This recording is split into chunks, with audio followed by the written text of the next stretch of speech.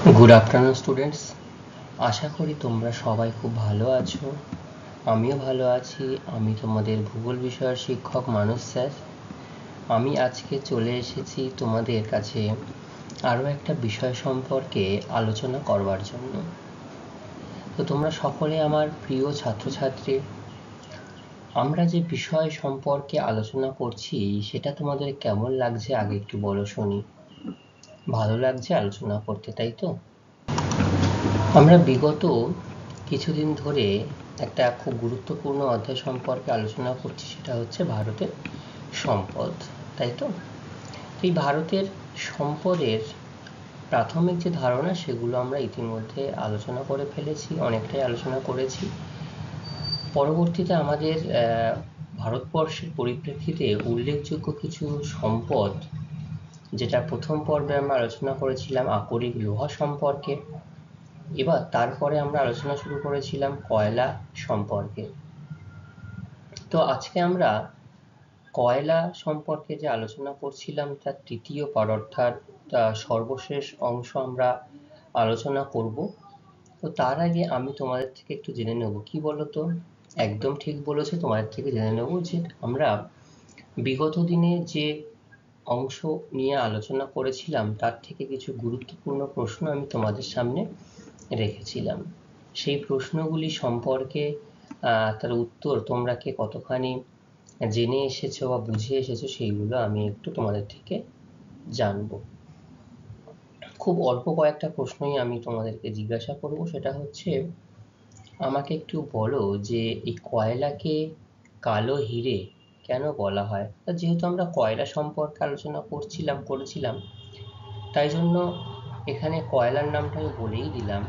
কিন্তু বেশিরভাগ ক্ষেত্রে প্রশ্নে তোমরা যখন পাবে পরীক্ষার সময়, তখন কিন্তু এরকম ভাবে সরাসরি কয়লা উল্লেখ করা থাকবে না। সেখানে বলা হবে কোন প্রাকৃতিক সম্পদকে আমরা কালো হিরে নামে চিহ্নিত করি এবং কেন করি সেইটা বলতে হবে। ঠিক আছে? আচ্ছা, হ্যাঁ বলো, তুমি বলো। আচ্ছা, কয়লার ব্যবহার এত ব্যাপক এবং এত বিবিধ এবং এর এত বিচিত্র রকমভাবে ব্যবহার করা যায়, সেই জন্য এর মূল্যবান, মানে এর মূল্য বার করা প্রায় অসাধ্য, অসম্ভব মূল্য নির্ধারণ করা। আর কয়লার রং কেমন বললে? কালো। তাই কয়লার রং কালো বলেই এইটা কালো হীরের সাথেই তুলনা করা হয়। কালো হীরের যেমন ব্যাপক বেশি পরিমাণ মূল্য, তো কয়লারও সেই একই পরিমাণ মূল্য মনে করা হয়, সেই জন্য এটিকে কালো হীরের সাথে তুলনা করা হয়, যেটাকে কি বলা হয়? ব্ল্যাক ডায়মন্ড, তাই তো? আচ্ছা, আমাকে কয়লার কিছু ব্যবহার সম্পর্কে একটু বলো তো, কি কি ব্যবহার তোমরা জানো কয়লার? একদম শুরুতে হচ্ছে শক্তি সম্পদ হিসাবে, যেটা বিদ্যুৎ শক্তি তৈরিতে ব্যবহার করা হয়। আগেরকার দিনে স্টিম ইঞ্জিনে, বাষ্পচালিত ইঞ্জিনের জন্য কিছু পরিমাণ কয়লা ব্যবহার করা হতো, কিন্তু এখন সর্বাধিক আমাদের ভারতবর্ষে মূলত 57% কয়লা ব্যবহৃত হয় বিদ্যুৎ শক্তি উৎপাদনে। আর কি কি কাজে ব্যবহার করা হয়? একদম ঠিক, লৌহ ইস্পাত শিল্পের কাঁচামাল হিসাবে। কারণ এই যে লৌহ ইস্পাত শিল্প, তাদেরকে এই লৌহ ইস্পাত শিল্পকে যখন প্রচণ্ড বেশি পরিমাণে গলনাঙ্ক বা গলিয়ে দেওয়ার প্রচেষ্টা করা হয়, তখন এই কয়লার কিন্তু প্রয়োজন হয়। এবং তোমরা এটাও জেনেছো, হ্যাঁ একদম ঠিক বলেছে তোমার বন্ধু, 1 টন আকরিক লোহার নিষ্কাশন বা প্রস্তুত করতে, তৈরি করতে কত টন কয়লার প্রয়োজন হয়? 1.5 টন কয়লার প্রয়োজন হয়, তাই না? আচ্ছা, তোমাদের খুব ভালোভাবে মনে আছে। আচ্ছা, আমাকে এবার একটু বলো, কয়লার কি কি প্রধান প্রধান উপজাত দ্রব্য তোমাদের মনে আছে? আচ্ছা, naphthalene, coal gas, ammonium sulphate যেখান থেকে সার বা বিস্ফোরক দ্রব্য। আচ্ছা, মিষ্টি জাতীয় দ্রব্য কি আসে কয়লা থেকে? স্যাকারিন, খুব ভালো বলেছ। আর পাকা সড়ক নির্মাণ, পিচ আসফল্ট, তাই তো? আচ্ছা, কোক কয়লা সম্পর্কে একটু বলো, কে জানে? কোন ধরনের কয়লাকে কোক কয়লায় প্রস্তুত করা হয়? সাধারণত বিটুমিনাস জাতীয় কয়লাকে কোক কয়লায় প্রস্তুত করা হয়ে থাকে কিসের সাহায্যে নয়, অক্সিজেনের অনুপস্থিতিতে। খুব ভালো। কত ডিগ্রি সেন্টিগ্রেড তাপমাত্রায়? প্রায় 1000 ডিগ্রি থেকে 1100 ডিগ্রি সেন্টিগ্রেড উষ্ণতায় গলিয়ে কার্বনাইজেশন পদ্ধতিতে কয়লার বাষ্প, উদ্বায়ী পদার্থ এবং মালিন্য নষ্ট করে কার্বন ঘনীভূত করে এবং তাপ শক্তি কি করা হয়? বৃদ্ধি করা হয়। বৃদ্ধি করে এই কোক কয়লা পরিণত করা হয়ে থাকে। ঠিক আছে, তাহলে এই পর্যন্ত আমরা পূর্বের ক্লাসে আলোচনা করেছিলাম। তোমরা সবাই খুব ভালোভাবে উত্তর দিতে পেরেছো, আমি তার জন্য খুব খুশি। আমি চাইবো তোমরা প্রত্যেকটি ক্লাসে যথেষ্ট মনোযোগ সহকারে শোনো এবং শুনে যাতে পরবর্তী ক্লাসে বা পরবর্তী প্রশ্নগুলো তোমরা সঠিকভাবে প্রস্তুত নিতে পারো, সেটা দেখলে খুব ভালো লাগে। তাহলে আজকে আর প্রশ্ন উত্তর পর্ব বেশিক্ষণ জিজ্ঞাসা করবো না, বা সবাই একটু হাফ ছেড়ে বেঁচেছে। আমরা এবার আজকের দিনের যে প্রধান আলোচনা, মূল বিষয়বস্তুর যে আলোচনা, সেই সম্পর্কে আলোচনা করব। আচ্ছা, আমরা এতক্ষণ তো জানলাম কয়লার কি কি ব্যবহার, কয়লার শ্রেণীবিভাগ। এই কয়লাগুলো কোথায় পাওয়া যায়? ভারতবর্ষের বিভিন্ন, যেহেতু পাললিক শিলাস্তর, এটা পাললিক শিলা, তো বিভিন্ন নদী তীরবর্তী বিভিন্ন অঞ্চলে মূলত কয়লা পাওয়া যায়। তো এইবার আমরা দেখব যে অঞ্চল ভেদে, রাজ্য ভেদে কোন কোন জায়গায় কয়লার উত্তোলন সর্বাধিক বেশি এবং কয়লা সব থেকে বেশি উত্তোলিত করা হয়ে থাকে। আচ্ছা, এই প্রসঙ্গে একটু বলে দিই, ভারতবর্ষের কয়লা উত্তোলনের পরিমাণ হচ্ছে বিটুমিনাস জাতীয় কয়লা সর্বাধিক বেশি উৎপন্ন হয়ে থাকে। তোমরা এরপরেও ধীরে ধীরে জানতে পারবে। তো আমি একটু বলে দিলাম, বিটুমিনাস জাতীয় কয়লায় আমরা সর্বাধিক বেশি উৎপাদন করা হয়ে থাকে, উত্তোলিত হয়ে থাকে। দেখো, আরো বেশ কিছু পরিমাণ কয়লা, যেমন লিগনাইট বা পিট, আর বিটুমিনাস সব থেকে উন্নত মানের। তো পিট, লিগনাইট আমরা পাওয়া গেলেও সঠিকভাবে উত্তোলন করা হয় না, কারণ এই যে কয়লা উত্তোলনের যে খরচ, পিট লিগনাইট উত্তোলন করলে সেই খরচ কিন্তু এখান থেকে উঠবে না, অলাভজনক খনি পদ্ধতি হয়ে যাবে, উত্তোলন পদ্ধতি হবে। সেই জন্য এখান থেকে বিরত করে মূলত বিটুমিনাস এবং অ্যান্থ্রাসাইট জাতীয় কয়লা খোঁজা হয় এবং পেলে সেগুলোই উত্তোলন করা হয়ে থাকে। ঠিক আছে, তো আজকে আমরা এই যে কয়লার তৃতীয় পাঠ, অর্থাৎ সপ্তম অধ্যায় ভারতের সম্পদ, সেখান থেকে কয়লার তৃতীয় পাঠ অর্থাৎ ভারতের উত্তোলিত যে বন্টন অবস্থান, সেই সম্পর্কগুলি বা সেই বিষয়ে আলোচনা করব। আচ্ছা, দেখো শুরু থেকে এবার কি বলা হচ্ছে, সবাই খাতা পেন রেডি হয়ে থাকবে, বিশেষ বিশেষ তথ্যগুলো তোমরা নোট ডাউন করবে। কয়লা ভারতের একটি সর্বপ্রধান শক্তি সম্পদ। 2018-19 সালে 72.87 কোটি টন কয়লা উত্তোলন করে বিশ্বে দ্বিতীয় স্থান অধিকার করে আছে। ঠিক আছে, তাহলে কয়লা ভারতের প্রধান শক্তি সম্পদ। 2018 সালে এটা বিশ্বের 7.9 প্রায় 8% কয়লা উত্তোলন করে দ্বিতীয় স্থান অধিকার করে আছে। ঠিক আছে, আচ্ছা এবার দেখো, ভূতাত্ত্বিক বয়স, অবস্থান এবং প্রকৃতি অনুসারে ভারতে দুই প্রকার কয়লা খনি রয়েছে, দুই প্রকার কয়লা ক্ষেত্র রয়েছে। একটা হচ্ছে গন্ডোয়ানা জাতীয় কয়লা ক্ষেত্র, আর একটা টারশিয়ারি কয়লা ক্ষেত্র। ঠিক আছে, তাহলে তোমাদের প্রশ্ন জিজ্ঞাসা করলে ভারতে কোন কোন যুগের কয়লা পাওয়া যায়, গন্ডোয়ানা আর টারশিয়ারি বলতে হবে। দেশের অধিকাংশ কয়লা বিটুমিনাস শ্রেণীর, যেটা আমি তোমাদেরকে বলছিলাম, দেশের অধিকাংশ কয়লাই কিন্তু বিটুমিনাস জাতীয় কয়লা। ঠিক আছে, আচ্ছা এবার আমরা গন্ডোয়ানা যে কয়লা ক্ষেত্র বা গন্ডোয়ানা কয়লা খনি, ভারতবর্ষের কোথায় কোথায় গন্ডোয়ানা কয়লা খনি রয়েছে সেগুলো সম্পর্কে বিস্তারিতভাবে একটু আলোচনা করব। গন্ডোয়ানা যুগটা বা গন্ডোয়ানা কয়লা ক্ষেত্রটা কত আগে থেকে তৈরি হয়েছে? কার্বনিফেরাস যুগে প্রায় 28 থেকে 30 কোটি বছর আগে যে উপদ্বীপীয় মালভূমি, সেই মালভূমির দামোদর, মহানদী, ব্রাহ্মণী, ওয়ার্ধা, ওয়েনগঙ্গা, এই যে বিভিন্ন নদী, ঠিক আছে, দামোদর, মহানদী, ব্রাহ্মণী, এগুলো, তারপর ইন্দ্রাবতী, গোদাবরী নদী উপত্যকা, এই যে 10 থেকে 20 মিটার যে পুরু এবং উচ্চমানের বিটুমিনাস কয়লা উত্তোলন হয়ে থাকে। তাহলে তোমরা যখন কয়লা শ্রেণীবিভাগ পড়েছিলে, সেখানে তোমরা জেনেছো যে পিট যে কয়লা, সেটা নবীন শ্রেণীর কয়লা। আরো কয়েকশো কোটি বছর গেলে বা কয়েক কোটি বছর গেলে এই পিট, লিগনাইট কিন্তু বিটুমিনাস বা তারপরে অ্যান্থ্রাসাইটে পরিণত হতে পারে। ঠিক আছে, সেই জন্য বিটুমিনাস জাতীয় কয়লাই উত্তোলন করা হয়। ভারতের 98% কয়লা এই বিটুমিনাস জাতীয় কয়লা। ঠিক আছে, আচ্ছা, এই প্রসঙ্গে একটু একটা বলে রাখি, কোল ইন্ডিয়া লিমিটেড জিনিসটা কি? এই হচ্ছে কোল ইন্ডিয়া লিমিটেড, তার লোগো।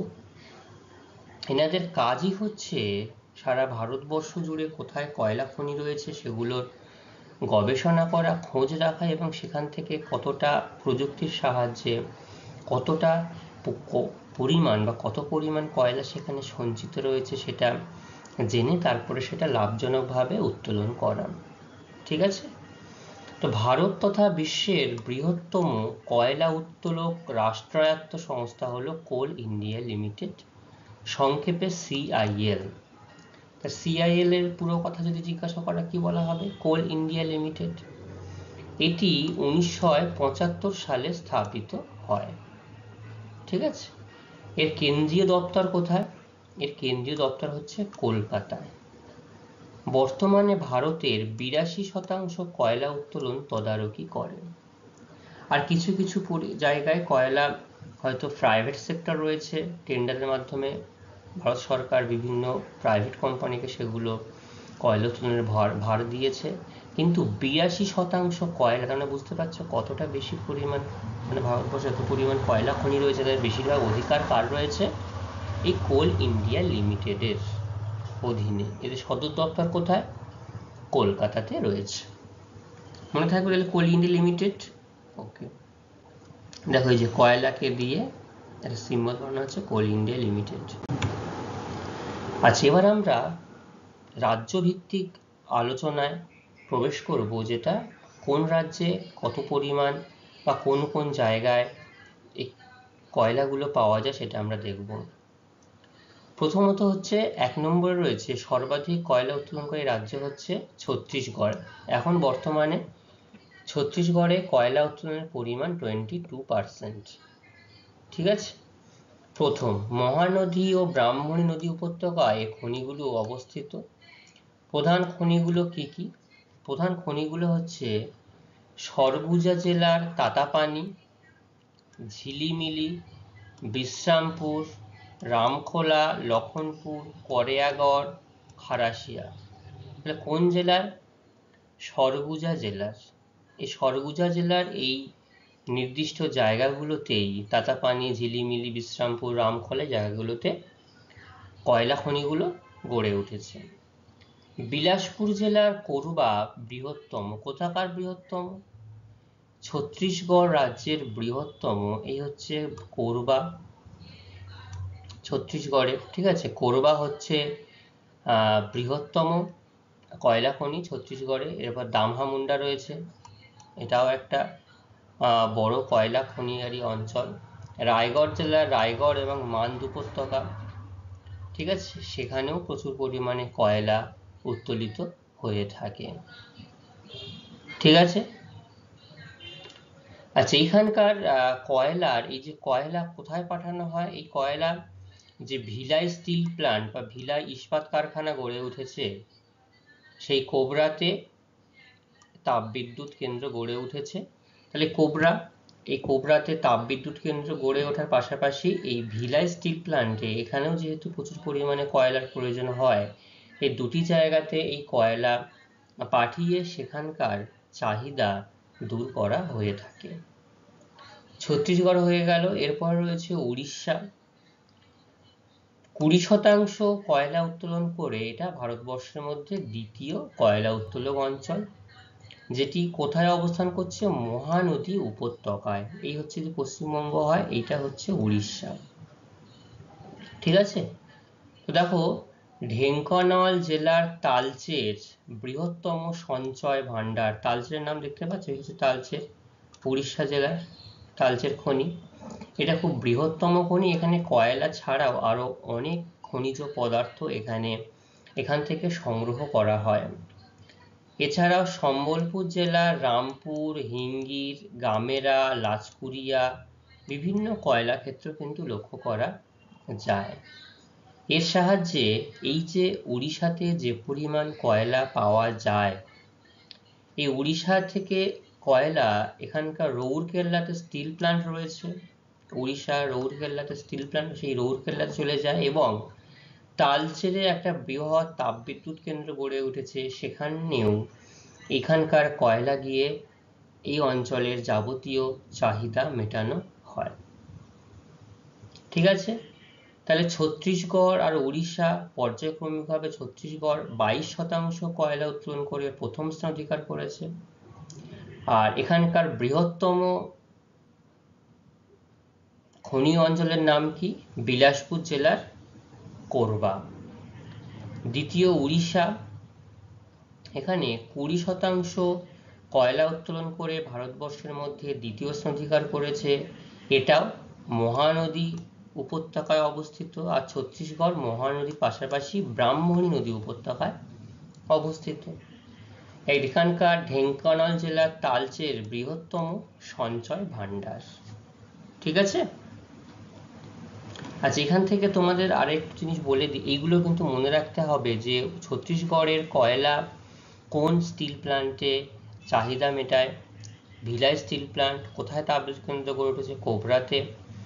রৌরকেল্লাতে স্টিল প্ল্যান্ট গড়ে উঠেছে উড়িষ্যাতে। আর তালচেরে তাপবিদ্যুৎ কেন্দ্র গড়ে উঠেছে। এগুলো মনে রাখতে হবে।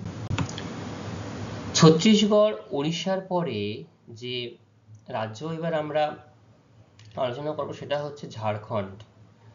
19% কয়লা উত্তোলন করে এটি ভারতের তৃতীয় প্রধান কয়লা উত্তোলক একটা রাজ্য। এখানকার অনেকগুলো ছোট ছোট নদী উপত্যকা রয়েছে, যেগুলো হচ্ছে দামোদর, বোকারো, বরাকর, জামুনিয়া, বার্কি নদী। তা দেখো 4-5টি নদী উপত্যকার পাশাপাশি যে কয়লা খনি রয়েছে, প্রায় 21টি কয়লা ক্ষেত্র রয়েছে এখানটাতে। কি কি নাম রয়েছে? বোকারো, দেখো এই হচ্ছে বোকারো, ঝাড়খণ্ড জেলার বোকারো। গিরিডি, হাজারিবাগ, ধানবাদ এবং পালামৌ জেলায় 21টা কয়লা ক্ষেত্র রয়েছে। ঠিক আছে, এছাড়াও প্রধান কয়লা খনি হিসাবে ঝরিয়া, এই হচ্ছে ঝরিয়া, যেটা ভারতবর্ষের বৃহত্তম একটা কয়লা খনি, ঝরিয়া কয়লা খনি। এখানটাতে বোকারো, গিরিডি, রামগড়, করণপুরা, ডালটনগঞ্জ, দেওগড়, রাজমহল, হুতার, ঔরঙ্গাবাদ প্রভৃতি কয়লা খনি লক্ষ্য করা যায়। এবং তোমরা আরো একটা জিনিস হয়তো শুনেছো, আমি একটু বলে দিই। এই ঝাড়খণ্ড রাজ্যের যে ছোটনাগপুর মালভূমি রয়েছে, সেখানে কয়লা বা আকরিক লোহা ছাড়াও প্রচুর পরিমাণের অন্যান্য খনিজ সম্পদ এখান থেকে আহরণ করা যায় বলে এই ছোটনাগপুর অঞ্চলকে কি বলা হয়? ভারতবর্ষের খনিজ ভাণ্ডার বলা হয়ে থাকে। আচ্ছা, ঝাড়খণ্ড থেকে যে মূলত বোকারো বা ঝরিয়া কি? ঝরিয়া হচ্ছে ভারতের বৃহত্তম কয়লা খনি অঞ্চল, ঝরিয়া। ঠিক আছে, তো এখান থেকে যা কয়লা উত্তোলন করা হয় এর ভিত্তিতে জামশেদপুর, বোকারো, কুলটি, বার্নপুর এবং রৌরকেল্লা, যেটা উড়িষ্যার রৌরকেল্লা, সেখানেও কিন্তু ইস্পাত কারখানা গড়ে উঠেছে। তো এইখানকার কয়লা জামশেদপুরে যেমন যায়, জামশেদপুরে টাটার টিসকো, যেটা টাটা আয়রন স্টিল কোম্পানি, তাদের আন্ডারে একটা বৃহৎ সব থেকে বড় এবং ভারতবর্ষের প্রথম ইস্পাত কারখানা গড়ে উঠেছিল। জামশেদজির অনুপ্রেরণায় তিনি তৈরি করেছিলেন। বোকারো, কুলটি মানে কুলটি বার্নপুর মানে হচ্ছে আমাদের পশ্চিমবঙ্গে, তাহলে ঝাড়খণ্ড থেকে কয়লা কিন্তু আমাদের কুলটি বার্নপুরেও আসছে। রৌরকেল্লাতেও যায়, এখান থেকে এই যে উড়িষ্যা রৌরকেল্লাতেও ইস্পাত কারখানা গড়ে ওঠে। ঠিক আছে। আচ্ছা, ঝাড়খণ্ডের পরবর্তী যে রাজ্য সেটা হচ্ছে মধ্যপ্রদেশ। ঠিক আছে, এই হচ্ছে মধ্যপ্রদেশ। তো মধ্যপ্রদেশ কয়লা উত্তোলনে চতুর্থ প্রধান একটি রাজ্য। এখানকার কোথায় কোথায় রেওয়া জেলার উমারিয়া, সোহাগপুর, সিংরাইলি, এই যে দেখো সিংরাউলি, এই যে দেখতে পাচ্ছ। আচ্ছা হ্যাঁ, মধ্যপ্রদেশ সিংরাউলি, হ্যাঁ, কোটমা, বিজুরি, এছাড়াও নরসিংহপুর জেলার মোহপানি, গতিলরিয়া, ছিন্দোয়ারা, পুঞ্চকানা উপত্যকা, বেতুল জেলার শাহপুর প্রভৃতি জায়গায় এই মধ্যপ্রদেশে কয়লা পাওয়া যায়। আচ্ছা, এখান থেকে ভিলাই স্টিল প্ল্যান্টে কয়লা যায় এবং ওবরা, সিংরাউলি তাপবিদ্যুৎ কেন্দ্রেও প্রচুর পরিমাণে কয়লা দেখতে পাওয়া যায়। ঠিক আছে, বোঝা গেল এই পর্যন্ত? তাহলে এখনো পর্যন্ত আমরা কটি রাজ্যের নাম জানলাম যেখানে কয়লা পাওয়া যায় প্রচুর পরিমাণে? প্রথমত একদম ছত্তিশগড়, ওড়িশা, ঝাড়খণ্ড, 4 নম্বর হচ্ছে মধ্যপ্রদেশ। ঠিক আছে, এবার তেলেঙ্গানা। হ্যাঁ, অন্ধ্রপ্রদেশ থেকে ভেঙে তেলেঙ্গানা হয়েছে। তো পঞ্চম প্রধান কয়লা উত্তোলক রাজ্যটির নাম হচ্ছে যেটা অন্ধ্রপ্রদেশের গোদাবরী এবং ইন্দ্রাবতী উপত্যকায় লক্ষ্য করা যায়। এই হচ্ছে গোদাবরী উপত্যকা। দেখো এই গোদাবরী উপত্যকায় দেখতে পাচ্ছ কয়লার একটা বিশেষ খনি অঞ্চল তৈরি হয়েছে বড় করে। তো এখানে কোথায় কোথায় খাম্মাম ও ওয়ারাঙ্গল জেলার সিঙ্গারেনি, তান্দুর, অন্তর্গাঁও, জলগাঁও, ইয়ালান্ডু এরকম ভাবে তৈরি হয়েছে। আচ্ছা, এছাড়াও করিমনগর জেলার রামন্ডনম, রানীগুন্ডম, ঠিক আছে, আদিলাবাদ জেলার কুমারম, করলাপল্লী, খয়েরগুড়া, ভেঙ্কটপুরা, কোট্টাগুন্ডম থেকেও প্রচুর পরিমাণে কয়লা উত্তোলন করা হয়ে থাকে। কোন নদীর তীরে গড়ে উঠেছে এই তেলেঙ্গানা? গোদাবরী নদীর তীরে গড়ে উঠেছে। ঠিক আছে, এর ভিত্তিতে বিশাখাপত্তনমে স্টিল প্ল্যান্ট গড়ে উঠেছে। তাহলে তেলেঙ্গানাতে যে পরিমাণ বা অন্ধ্রপ্রদেশে যে পরিমাণ কয়লা পাওয়া যায় তার উপরে ভিত্তি করে, এবং শুধু কয়লা না, এখানে যেহেতু আকরিক লোহা পাওয়া যায়, আমরা আগের অধ্যায়ে আলোচনা করেছিলাম আগের ক্লাসে, সেই জন্য এখানে স্টিল প্ল্যান্ট গড়ে উঠেছে। ঠিক আছে, মহারাষ্ট্র, এটা ষষ্ঠ স্থান অধিকার করে মহারাষ্ট্র কয়লা উত্তোলনে। চন্দ্রপুর জেলার চান্দা, ঠিক আছে, এই হচ্ছে মহারাষ্ট্র।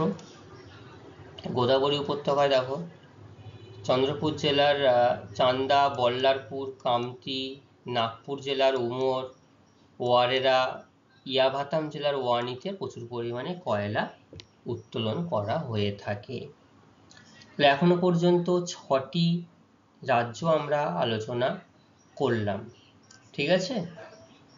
আচ্ছা, এই প্রসঙ্গে আরো একটা তথ্য তোমাদেরকে বলি, যেটা হচ্ছে 2018 সাল অনুযায়ী আমাদের ভারতবর্ষে 455টি কয়লা খনির পাওয়া গেছে বা 455টি কয়লা খনি রয়েছে। ঠিক আছে, এই 455টি কয়লা খনি থেকেই কি জাতীয় কয়লা উত্তোলন করা হয়? বিটুমিনাস জাতীয় কয়লা কিন্তু উত্তোলন করা হয়ে থাকে। ঠিক আছে। আচ্ছা, এবার আমরা সর্বশেষ অর্থাৎ সপ্তম কয়লা উত্তোলক রাজ্য, সেটা হচ্ছে আমাদের এই পশ্চিমবঙ্গ, তার উল্লেখ করব। দেখো পশ্চিমবঙ্গের যে পুরুলিয়া এবং বর্ধমান জেলার অংশেই বেশি পরিমাণে কয়লা পাওয়া যায়, সেটাই এখানে লাল সিম্বল দিয়ে দেখানো হয়েছে। তো কয়লা উত্তোলনে পশ্চিমবঙ্গের স্থান কত ভারতবর্ষে? 7ম স্থান। এটা কিন্তু তোমাদের জিজ্ঞাসা করতে পারে যে পশ্চিমবঙ্গের স্থান কত, তাহলে আমাদের বলতে হবে দামোদর উপত্যকা সংলগ্ন পশ্চিম বর্ধমান, বাঁকুড়া ও পুরুলিয়া জেলায় কয়লা উত্তোলন করা হয়। তাহলে যে দামোদর, যেটা দুর্গাপুরের উপরে দামোদর ভ্যালি কর্পোরেশন, তাহলে বুঝতেই পারছো দামোদর যেটা ঝাড়খণ্ডের উপর দিয়ে বিস্তৃত হয়েছে। এই দামোদর উপত্যকা সংলগ্ন পশ্চিম বর্ধমান, বাঁকুড়া এবং পুরুলিয়া জেলায় কয়লা উত্তোলন করা হয়ে থাকে। প্রধান প্রধান কয়লা খনিগুলোর নাম কি? রানীগঞ্জ। এর একটা আরো বৈশিষ্ট্য রয়েছে, সেটা হচ্ছে কি, ভারতবর্ষের প্রাচীনতম কয়লা খনির নাম হচ্ছে রানীগঞ্জ। ঠিক আছে, তাহলে ভারতবর্ষের প্রাচীনতম কয়লা খনির নাম কি? রানীগঞ্জ, যেটা কোথায় অবস্থিত? আমাদের পশ্চিমবঙ্গের বর্ধমান জেলাতে।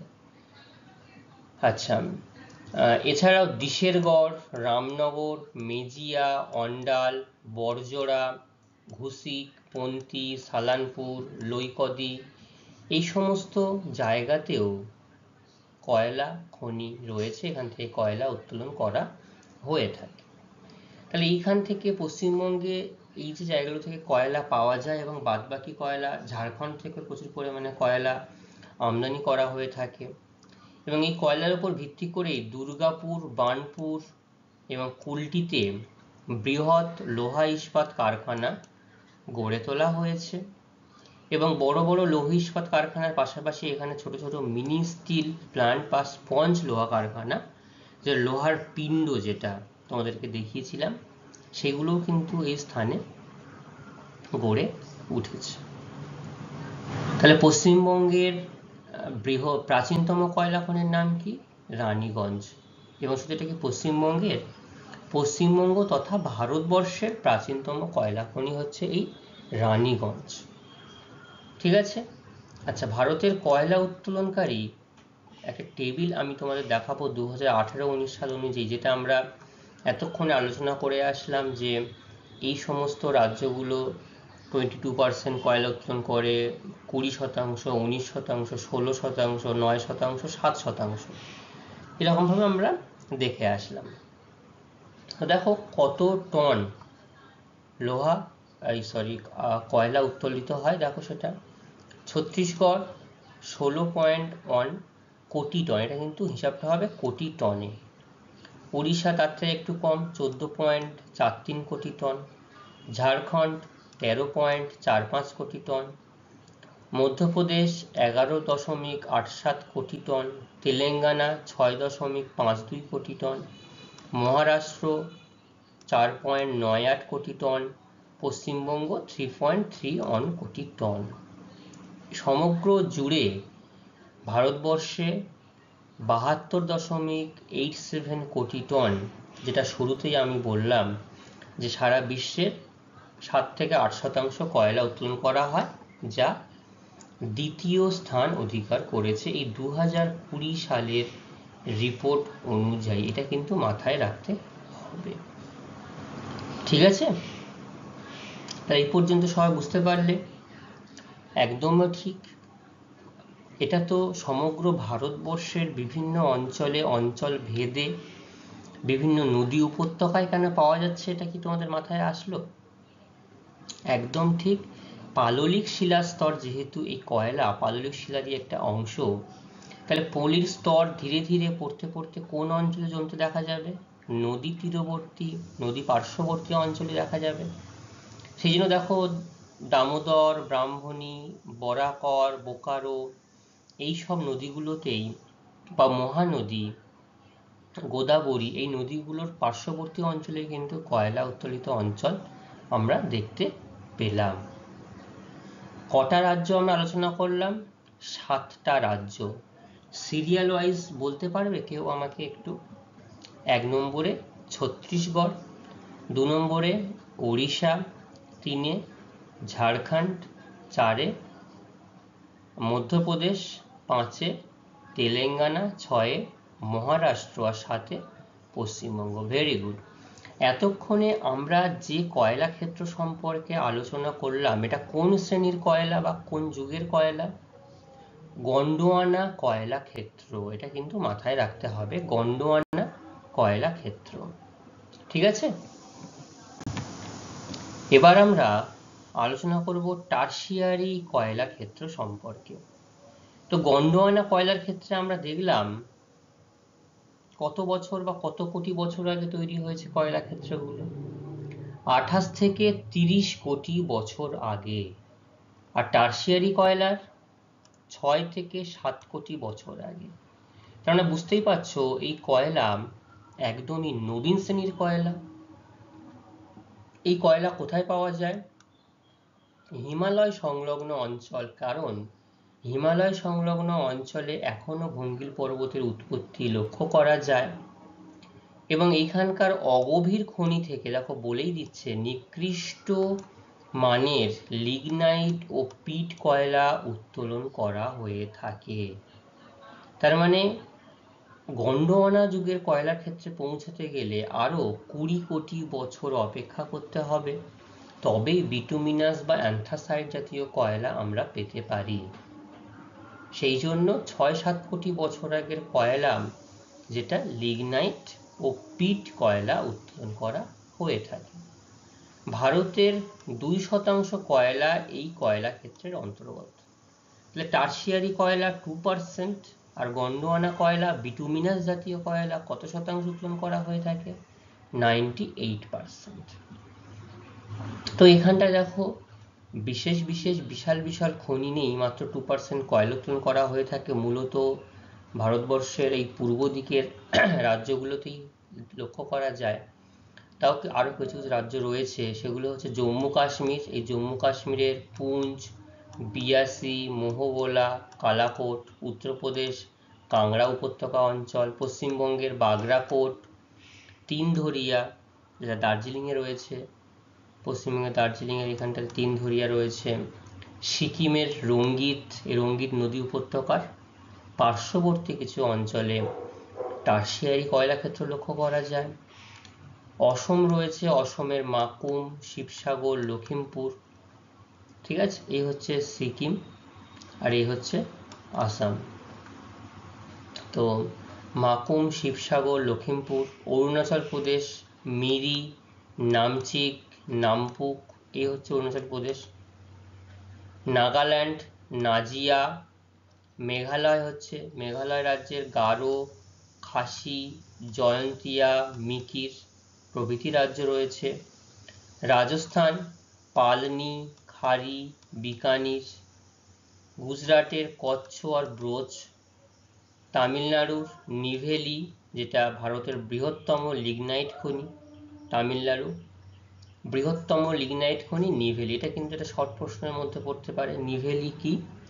ভারতবর্ষের বৃহত্তম লিগনাইট খনি। এছাড়াও কোলাত্তুর আর কড়াইকুড়ি অঞ্চলে এই টারশিয়ারি কয়লা ক্ষেত্র পাওয়া যায়। ঠিক আছে, আচ্ছা এবার আমরা ভারতবর্ষে এখনো পর্যন্ত কত পরিমাণ কয়লা সঞ্চিত রয়েছে সেটা একটু দেখে নেব 2018-19 সাল অনুযায়ী। এবং যত বেশি পরিমাণ কয়লা সঞ্চিত থাকবে সেটা আমাদের ভারতবর্ষের অর্থনীতির ক্ষেত্রে ভালো, কারণ এটা চিরাচরিত সম্পদ, গচ্ছিত সম্পদ একটা। যত ব্যবহার করব কিন্তু নিঃশেষ হয়ে যাবে, আমরা আর এটাকে পুনরায় ফিরিয়ে আনতে পারবো না।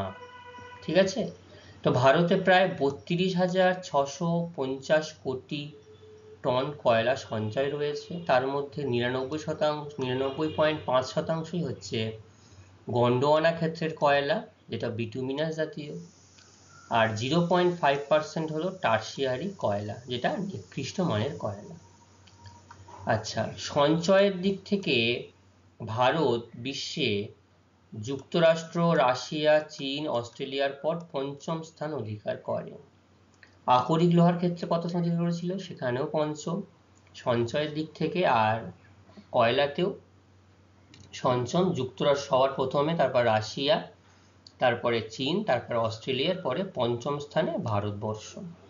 রাজ্যগুলির মধ্যে ঝাড়খণ্ড প্রথম, উড়িষ্যা দ্বিতীয়, ছত্তিশগড় তৃতীয়, মানে সঞ্চয়ের দিক থেকে। উত্তোলন কিন্তু আবার ছত্তিশগড় বেশি, তারপরে 2 নম্বরে ওড়িশা, 3-এ ঝাড়খণ্ড। তো এখানে সঞ্চয়ের দিক থেকে ঝাড়খণ্ডে অনেক বেশি পরিমাণ কয়লা সঞ্চিত আছে। আর লিগনাইট কয়লা, যেটা নেভেলি আমরা বললাম, এই লিগনাইট কয়লা সঞ্চয় এবং উত্তোলনে তামিলনাড়ু কিন্তু প্রথমে। ঠিক আছে, বাণিজ্য। ভারত কোন কোন দেশের সাথে কিভাবে বাণিজ্য করে আমরা একটু দেখি। ভারত বিশ্বের অন্যতম অগ্রণী কয়লা আমদানিকারক দেশ। দেখো ভারতবর্ষে এত পরিমাণ কয়লা উত্তোলন করা হলেও প্রচুর পরিমাণ কয়লা কিন্তু বিদেশ থেকে আমদানি করতে হয়। ভারত উচ্চমানের কোক কয়লা, যেটা বিটুমিনাস থেকে তৈরি হয়, উচ্চমানের কোক কয়লা ও অ্যান্থ্রাসাইট ইন্দোনেশিয়া থেকে আমদানি করা হয়। তাহলে ইন্দোনেশিয়া সর্বাধিক অ্যান্থ্রাসিট যেহেতু উত্তোলিত হয়, ইন্দোনেশিয়া থেকে সর্বাধিক অ্যান্থ্রাসিট আমদানি করা হয়ে থাকে। এছাড়া অস্ট্রেলিয়া, দক্ষিণ আফ্রিকা, যুক্তরাষ্ট্র, মোজাম্বিক, রাশিয়া, কানাডা, সিঙ্গাপুর থেকেও কয়লা আমদানি করা হয়ে থাকে।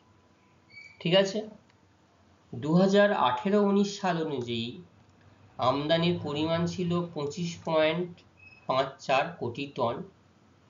এই বিটুমিনাস কয়লা সর্বাধিক রপ্তানি করা হয় নেপাল দেশে, আমাদের পার্শ্ব প্রতিবেশী দেশ নেপাল, সেখানে বিটুমিনাস কয়লা প্রচুর পরিমাণে রপ্তানি করা হয়ে থাকে। এছাড়াও বাংলাদেশ, ভুটান, সংযুক্ত আরব আমিরশাহী, ওমান, ফিলিপাইন্স, নাইজেরিয়াতেও প্রচুর পরিমাণ কয়লা রপ্তানি করা হয়। রপ্তানির পরিমাণ 13 লক্ষ টন। বোঝা গেল তাহলে? আচ্ছা, এবার ভারতের কয়লা উত্তোলনে কি কি সমস্যা রয়েছে সেগুলো আমরা জানবো। দেখো, যতই উন্নয়ন হোক না কেন, উন্নতি হোক না কেন, কিছু সমস্যা কিন্তু থেকেই যায়। মূল সমস্যা হচ্ছে ভারতবর্ষের প্রচুর পরিমাণে কয়লা চুরি হয়ে যায়। ঠিক আছে, কিছু কয়লা চোর, খাদান চোর, তারা কয়লা চোর, এবং কয়লা চোর নিয়ে অনেক সিনেমাও আছে, দেখবে হিন্দিতে গুন্ডে বলে সিনেমা, সেখানটাতে দেখবে কিভাবে কয়লা চুরি করে তারা বড় একটা রাজ সৃষ্টি করে। এবং উন্নত প্রযুক্তি নয় বলে একসঙ্গে প্রচুর পরিমাণ কয়লা উত্তোলন করা যায় না, এগুলো রয়েছে। তো একটু দেখে নাও, অত্যাধিক ছাই। ভারতবর্ষের কয়লা উত্তোলনের প্রথম যে সমস্যাটা হচ্ছে অত্যাধিক ছাই। এই যে গন্ডোয়ানা কয়লা, এর ছাই প্রায় 10 থেকে 45%। আবার টারশারি কয়লার সালফার 2 থেকে 7% থাকে, ফলে দহন শক্তি বেশ কম। তার মানে এই যে কয়লা পুড়িয়ে এখান থেকে যে শক্তি উৎপন্ন করা হবে বা তাপবিদ্যুৎ উৎপন্ন করা হবে, দহন শক্তি কম। সেই জন্য প্রচুর পরিমাণে কোক কয়লা এবং অ্যান্থ্রাসাইট জাতীয় কয়লা কোন দেশ থেকে আমদানি করতে হয়? ইন্দোনেশিয়া থেকে আমদানি করতে হয়। পরিবহন সমস্যা।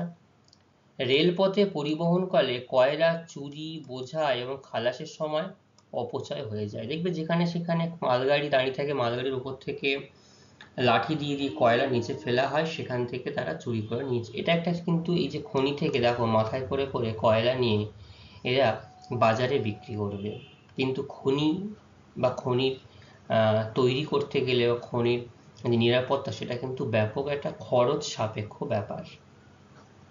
পরিবহন সমস্যা রয়েছে, ফলে এই যে কয়লা চুরি হয়ে যাচ্ছে, ফলে কয়লার পরিবহনে প্রচুর মাশুলও পড়ে যায় এই জন্য। প্রাচীন কয়লা উত্তোলন পদ্ধতি, ওপেন কাস্ট পদ্ধতির প্রচলন খুবই কম।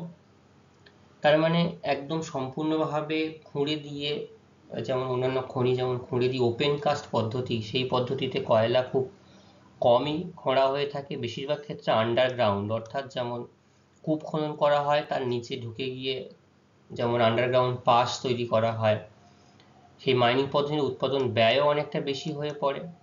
তার ফলে কয়লা কাটা, ট্রেলারে বোঝাই করা, ভূপৃষ্ঠে আনা এবং শ্রমিকের হাত দ্বারা এগুলো সব করে থাকে, ফলে উত্তোলন ব্যয় অনেক বেশি এবং উৎপাদনের পরিমাণও অনেকটা কম হয়। তবে এগুলো অনেকখানি এখন পরিবর্তন হচ্ছে, কিন্তু যেগুলো পুরাতন কয়লা ক্ষেত্র রয়েছে, সবসময় যে প্রযুক্তিগত দোষ রয়েছে তা নয়, সেই অঞ্চলের ভূমি কতটা সংঘবদ্ধ রয়েছে সেটা পরিমাণ করেও কয়লা খনি উত্তোলন করা হয়, কারণ সেখানে নরম স্তর থাকলে সেখানে খুব দ্রুত ধস নামতে পারে। ঠিক আছে, তো দেখো এই যে অ্যাক্সিডেন্ট হতে পারে, যে কোনো জায়গায় কয়লা নিচে আন্ডারগ্রাউন্ড হয়ে যাওয়ার ফলে উপরে ভূমি ফাটল ধরেছে, ঘর বাড়ি ভেঙে যাচ্ছে, এবং গ্যাস তৈরি হওয়ার ফলে শ্রমিকরা বিভিন্নভাবে ক্ষতিগ্রস্ত হয়ে পড়ে। আবার এই কয়লা খনি, বৃষ্টির সময় কয়লা খনি অঞ্চলে ধস নামতে পারে বা গর্তে জল, কয়লা খনি অঞ্চলেই জল ঢুকে যেতে পারে, এবং প্রচুর পরিমাণে ছাই উত্তোলিত হয়ে পরিবেশও দূষিত হতে পারে। ঠিক আছে, বোঝা গেল তাহলে কয়লা উত্তোলনের কী কী সমস্যা? অত্যাধিক ছাই, পরিবহন সমস্যা, আর প্রাচীন কয়লা উত্তোলন পদ্ধতি। তাহলে এতক্ষণে আমরা যা আলোচনা করলাম ভারতবর্ষের বিভিন্ন রাজ্যভিত্তিক কয়লা বন্টন এবং তার সাথে সাথে কোল ইন্ডিয়া লিমিটেড সম্পর্কে আমরা জানলাম, ভারতবর্ষের কয়লার সমস্যা জানলাম, এবং গন্ডোয়ানা কয়লা ক্ষেত্রেও টারশিয়ারি কয়লা ক্ষেত্রেও আলাদাভাবে আমরা জেনেছি। এইখান থেকে গুরুত্বপূর্ণ কিছু প্রশ্ন আমি তোমাদের সামনে রেখেছি। আশা করি প্রত্যেকটা প্রশ্ন তোমরা বুঝতে পারছো। কারোর কি এখান থেকে কোনো প্রশ্ন বুঝতে অসুবিধা হচ্ছে? আচ্ছা, খুব ভালো। তাহলে এই প্রশ্নগুলো তোমাদের জন্য থাকবে, তোমরা পরবর্তী দিনে প্রশ্নগুলো পাঠ্যপুস্তক থেকে দেখে আসবে। আজকের আমাদের ক্লাস এই পর্যন্তই থাকবে এবং আশা করি সবাই বুঝতে পেরেছে। সবাইকে বারবার জিজ্ঞাসা করা হয়েছে, তবুও সবাই বুঝতে পেরেছে বলেইছে। যেখানে অসুবিধা হয়েছে সেখানে আমি বারবার করে বলে দিয়েছি। এরপরেও যদি অসুবিধা থাকে প্রশ্ন পড়তে পড়তে, আলোচনা করতে করতে, তাহলে পরবর্তী ক্লাসের শুরুতে কিন্তু আমাকে বলবে। আমি তোমাদের সেই সমস্যা দূর করার চেষ্টা করব। সবাই খুব ভালো থাকবে। সকলকে অসংখ্য ধন্যবাদ।